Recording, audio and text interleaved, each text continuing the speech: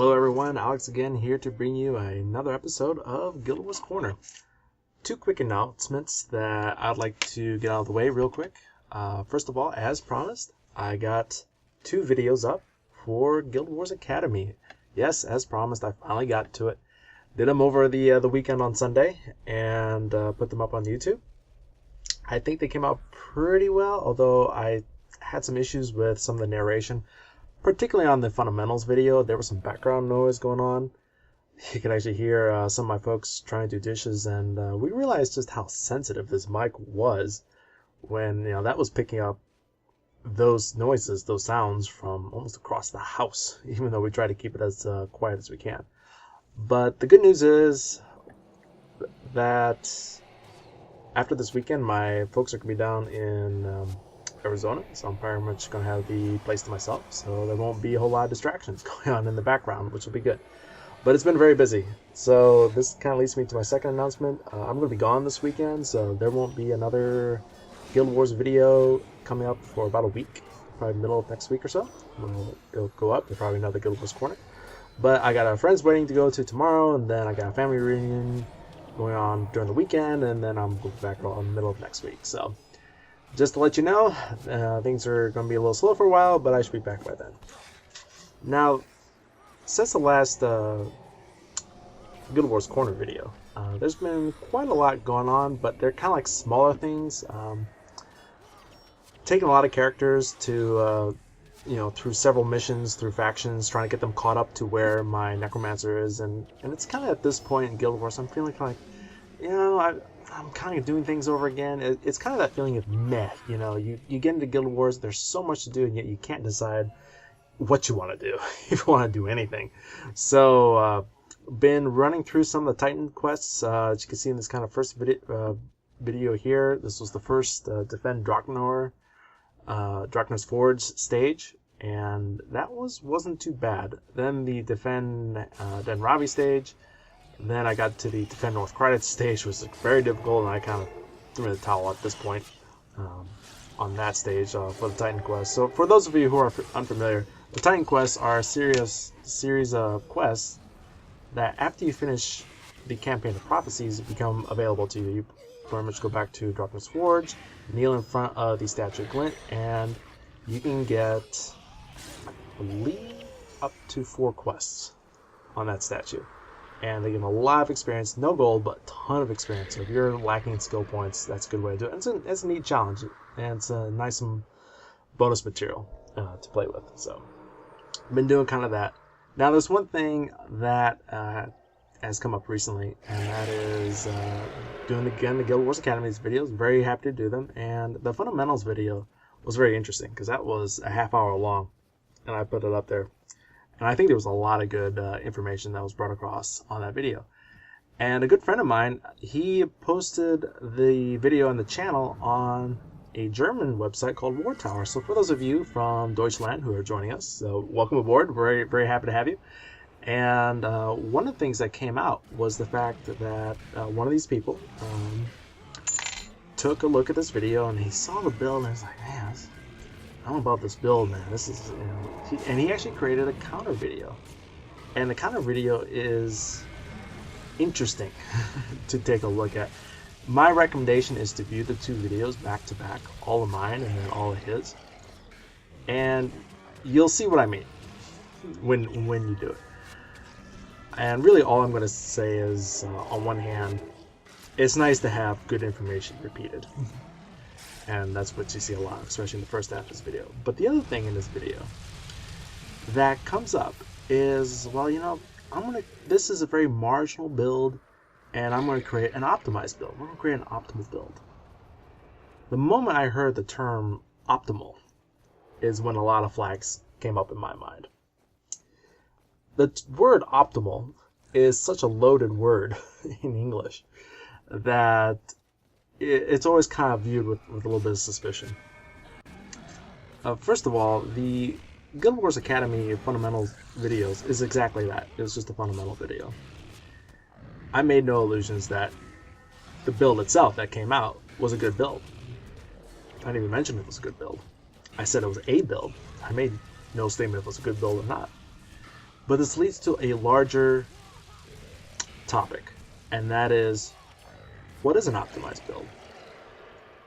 Well, that's a loaded topic in and of itself, because there are so many criteria and conditions you got to take into account if you're going to judge a build if it's optimized or not. We don't know if a build's optimized or not. We can take a look at it and we could give our first impressions about it, but that's going to be a lot from experience. But is this build going to be PvP or PvE? It's the first one. I never said it was going to be for PvP or for PvE. A lot of the optimized build they had, one of them had skills that you can only use in PvE. Well, how do we know it's going to work? I mean, you can't even use it in PvP. So, context is pretty much everything. Is this going to be an individual, in this case a monk, that's going to be in a team of 4, team of 6, team of 8? Where's he located at? Where's the rest of his team? What is the rest of his team? One skill he mentioned was like, yeah, this skill works really well with a ritualist in the team. How do we know there's a ritualist in the team? I didn't say there was a ritualist in the team. For all we know, they could be all rangers or all elementalists. We don't know what the builds are in the rest of the team. All we know is that this individual, and not even myself, was taking a build and says, okay, we want a little bit of this, a little bit of that. And I pointed out the dangers in each one of those skills that were put into the build. For example, the use of Reversal of Fortune. Great skill against anti-spike. Horrible skill if you're going against melee, which you would rather use Guardian in its place. But again, do we know the situation? No, we don't. So, if this person was a player coming to Guild Wars, the one thing I wanted him to, or her, to take into account was things a lot more basic than just the harmony of the skill bar. That is a whole separate topic of discussion, and that was not in the scope of that original video. That video was more focused on taking into account what was the cost of the skill, what was the casting time of the skill, what was the recharge time of the skill, what are the attributes that can be spread around. Do you become a specialist? Do you go just in 1 line or 2 lines, or do you spread yourself out across 3 lines, 4 lines, so you start getting dangerous, things like that. And making sure that you get an even balance in the skill bar and what you're trying to do with the skill bar. Are you trying to cover all the bases, which is impossible? You only have 8 skills, so you got to mesh with not just your skill bar, you have to mesh with the rest of your team. You don't know what the rest of the team is. So we kind of created a hypothetical situation that this player wanted to do some protection, they wanted to do some healing, and condition removal was a priority. Is condition removal a priority? Well, it depends. Where are you? Maybe anti-spike is a priority, or maybe getting hexes is off is a priority. Maybe your monk survival is a priority. We never stated what exactly the priority was. That wasn't the scope of that video. There's a resurrection skill. Would I use a 4-second resurrection skill in the middle of a battle? No. But maybe you want to do afterwards. And in PvE, if you're trying to get your team up off the ground, I wouldn't use that particular resurrection skill. I would use a rebirth and pull them back to my location.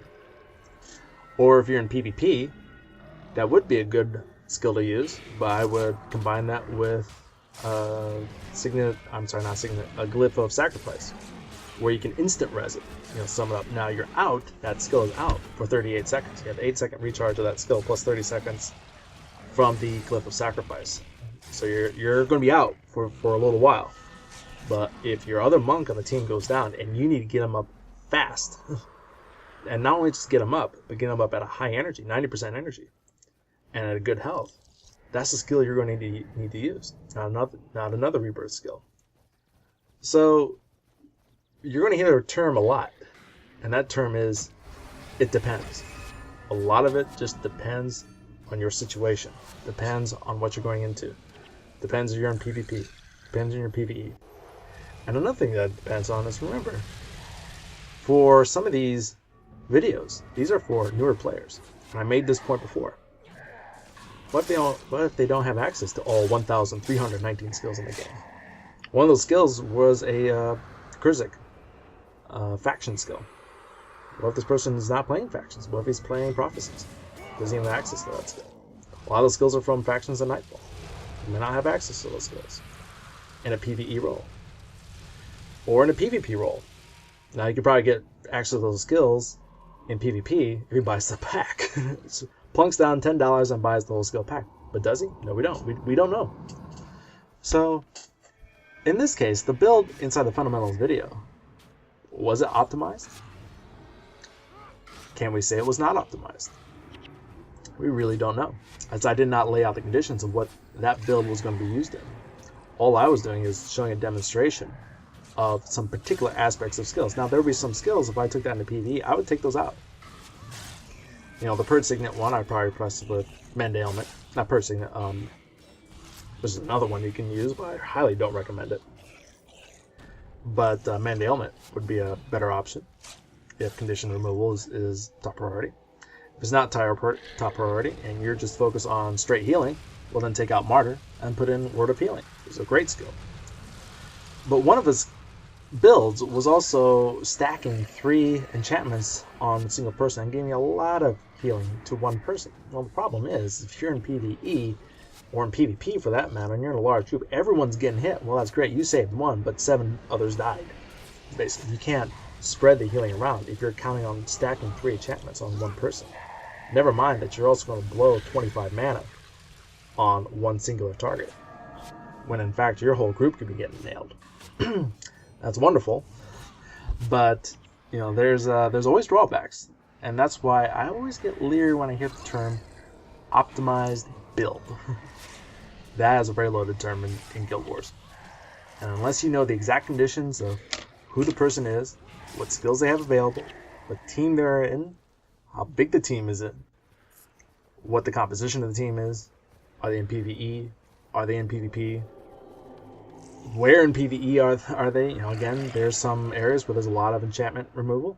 There's a lot of areas where there's a lot of conditions. The area in Kainag Center where there's all those Ampha, where they love to put traps everywhere.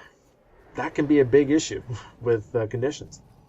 Especially if you have melees that are affected with cripple and they're hobbling around all over the place and can't even engage the target. Or you have a caster that got hit with broadhead arrow and they're dazed, which almost takes them out completely, because that is a very serious condition that you need to remove. Or are you in an area with a lot of enchantments and hexes, where if you brought an anti-condition build, it's absolutely useless? Again, that depends on reading the situation, reading what you're going into.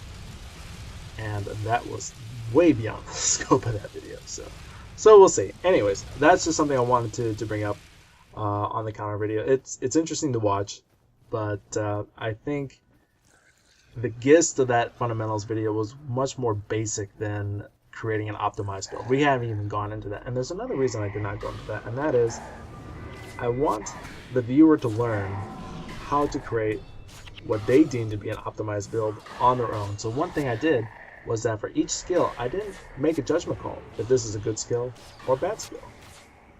That's for the viewer to figure out. You know, I'll tell you what the skill does, I can tell you what the drawbacks are, but the decision of whether one should use that skill, I'm going to leave to the viewer. I'm not going to say if it's good or bad. I'm going to leave that to you. I'm going to be a little tough in that. I'm not going to say what's good. I'm not going to say what's bad. I'm going to tell you what the drawbacks are, but you have to make the judgment call if that is a drawback you want to deal with in your skill bar. And that's something that each player learns on their own. And trying to get that from a singular source, a singular video, is impossible. And it actually hurts you as well. So if someone is coming into Guild Wars and they really want to learn the game, how to adjust the build to what they need and how to build the skill bar, to me that is more important than finding an optimized skill bar and just running with it. Because you don't know how to put that skill bar together until you go through the experience of making bad skill bars and seeing what works and what does not work. So anyways, that's my little gist on that, on a so-called optimized skill bar. Again, it's optimized, but you got to know what you're going to optimize it for before you can make a declaration of if it's optimized or not. So anyways, that was kind of a long spiel, a little bit longer than I had intended, but it was something really good. I think it really brought out something that needed to be shown. It's particularly to newer players, because again, newer players, a lot of skills they don't even have access to, so what are they supposed to build? Things like that. That's something you got to take into account, that I think that we as veteran players, as more experienced players, tend to forget as we progress in the game. So other things going on. Guild got a little bit cleaned out. I cleaned out a couple people that were just gone for weeks. We brought in a few more, and we're actually back to the same level of population that we had before. So that's great. We're going to do some inside guild activities to be announced here pretty soon. I'm going to announce after they're done because this is strictly inside the guild, but it'll be pretty neat.